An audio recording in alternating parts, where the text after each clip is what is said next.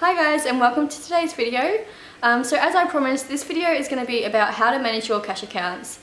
This is just my idea of how I manage my cash accounts. It doesn't have to be the same for everyone, and this is not advice. This is just something to think about if you're wanting to switch up the way you manage your money. So I'm going to split this into two parts. The first part is going to be for people who live at home with their parents or are being supported. And the second part is going to be for people who live outside of home and have more expenses. Okay, so the first part is for people who live at home. So the first account you'll definitely need would be an everyday spending account, and that's what you use to buy things like clothes, food, just your everyday shopping, things you'll need on a day-to-day basis. If you're living at home and you have a couple of expenses still, such as paying board or paying for your phone bill, just take those expenses out of your everyday spending account and just allocate more money to go into the account the week that you have the expense coming out. The second account you'll need while living at home is definitely a savings account. This is so important. I used to, when I first started working when I was 14, I just had the one account, everything went into there, everything went out of there.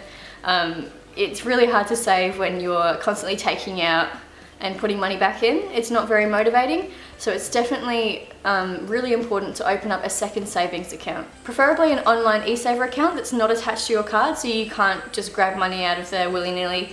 You have to make a conscious choice to take money from that account.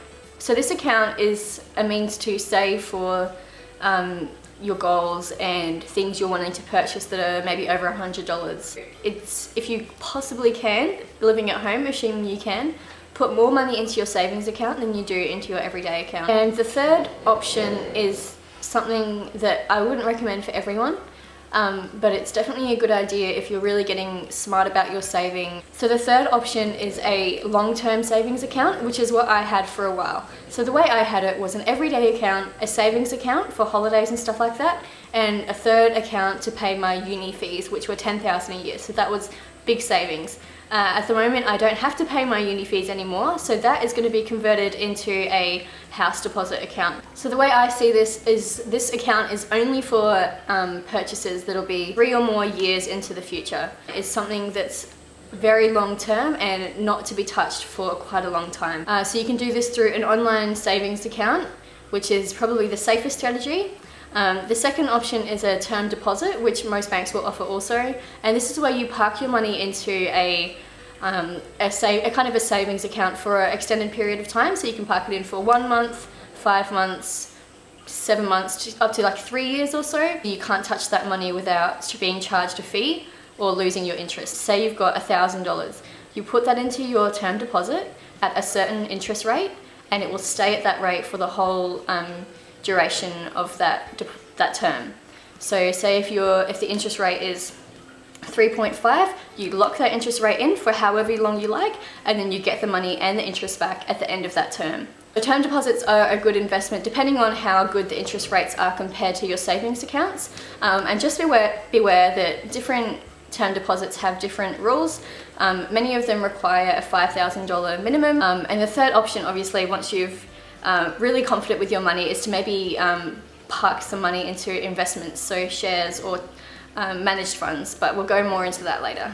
Even if you're only putting $20 a week into that long-term savings account, it's really going to put yourself ahead financially. And when it does come, 5-10 years down the track, you've got something there, you've got something to start with. So if you're only making, say, $150 a week, it'd probably be best to stick to the 2 accounts. But maybe once you're earning a little more income, it might be a good idea to start looking into diversifying your accounts and opening up a short-term, a mid-term, and a long-term savings account. So that'd be my ideal situation for someone who's living at home and isn't paying many expenses. So if you've moved out, or if you're living independently, and not being supported by your parents or your caregivers anymore, I would recommend 3 accounts. So your first would be your everyday account, which is similar to the one I've just gone through. That's again for your everyday spending, things like groceries, clothes, little bits and bobs, medications, whatever you need. That's exactly the same as the first one. However, the second account is a bills account. Some of you may already have this. If you do, good job. For this one is to maybe look at all your expenses over a year. So get out a piece of paper, write down everything you pay for and see how much that costs over a year.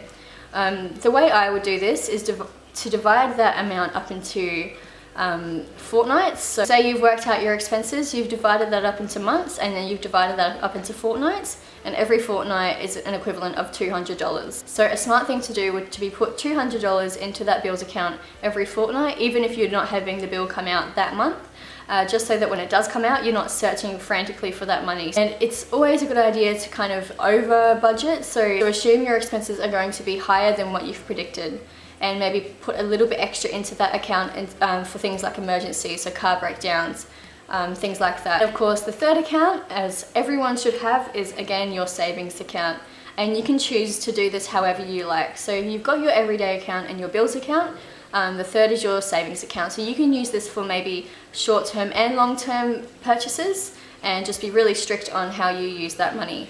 It's completely up to you. Of course, I'm living at home at the moment, so I'm not an expert on what it's like to have a whole load of expenses. But the way I would do it is probably to put all my savings into one big account. Of course, there are so many different ways you can manage your cash accounts, and obviously anyone can do a variation of any of these techniques. You can do something different entirely, whatever works for you and encourages you to save personally. But that's all I've got for today. Thank you guys so much for watching.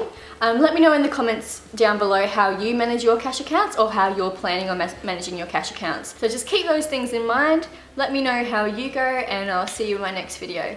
Bye! I honestly think that this is a huge factor in managing your time efficiently and even improving your grades, because you kind of know what you need to prioritize, and you're never going to forget that you have an assignment due.